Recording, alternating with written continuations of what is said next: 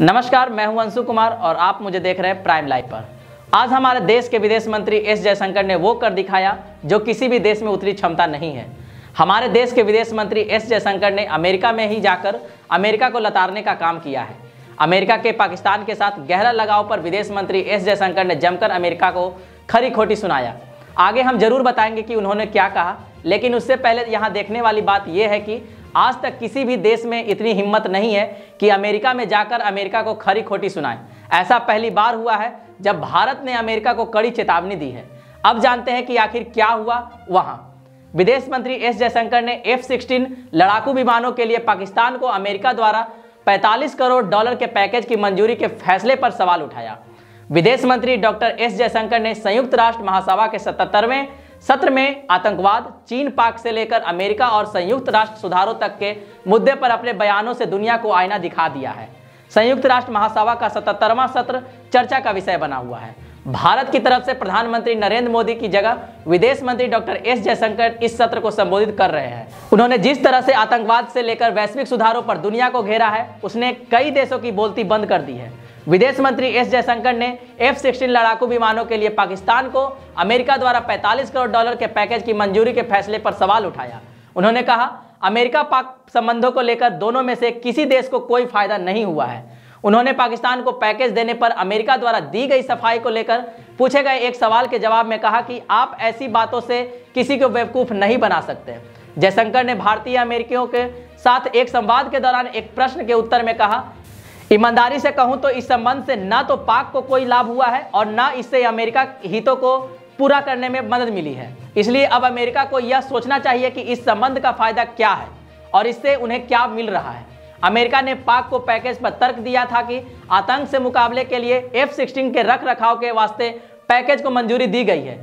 S Jaishankar ने इस अमेरिकी तर्क का जिक्र करते हुए कहा कि हर कोई जानता है कि F-16 का कहां और किसके खिलाफ इस्तेमाल किया जाता है। उन्होंने कहा, आप इस प्रकार की बातें कहकर किसी को मूर्ख नहीं बना सकते। एस जयशंकर ने चीन व पाकिस्तान पर निशाना साधते हुए कहा कि जो लोग सुरक्षा परिषद के प्रतिबंधों का राजनीतिकरण कर आतंकवादियों को बचा रहे हैं, वे अपने जोखिम पर ऐसा कर रहे हैं। एस जयशंकर ने कहा, न वे अपने हित आगे बढ़ रहे हैं और न छवि बेहतर कर पा रहे हैं। उन्होंने संयुक्त राष्ट्र आतंकवाद के प्रायोजक देशों व उन्हें बचाने वालों के खिलाफ कड़ी कार्रवाई की मांग की है। चीन ने हाल ही में 26/11 हमले में शामिल आतंकी पर अमेरिकी प्रस्ताव को पिछले दिनों रोक दिया था। विदेश मंत्री ने संयुक्त राष्ट्र महासभा में कहा, भारत सीमा पर आतंकवाद से पीड़ित रहा है। हम आतंकवाद को किसी भी रूप में बर्दाश्त नहीं करेंगे। उन्होंने संयुक्त राष्ट्र आतंकवाद के प्रायोजक देशों और उन्हें बचाने वालों के खिलाफ कड़ी कार्रवाई करने की मांग भी की है। उन्होंने कहा कि भारत बड़ी जिम्मेदारी को निभाने के लिए तैयार है। संयुक्त राष्ट्र सुरक्षा परिषद में सुधारों पर चर्चा को प्रक्रियात्मक रणनीति से अवरुद्ध करने में सफलता मिलेगी।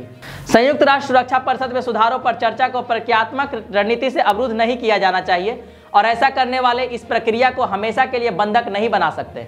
यूक्रेन जंग को लेकर भी पूछे गए एक सवाल के जवाब में एस जयशंकर ने कहा कि आज दुनिया का स्वरूप ऐसा हो गया है कि बड़े संघर्षों का पूरी दुनिया पर जबरदस्त असर पड़ता है। आज पूरी दुनिया खाद्यान्न व ईंधन संकट का सामना कर रही है। इस जंग के कई पहलू हैं और इनमें से कुछ को पहले हल किया जा सकता था। विदेश मंत्री डॉक्टर एस जयशंकर ने जलवायु परिवर्तन पर भी अपनी बात रखी।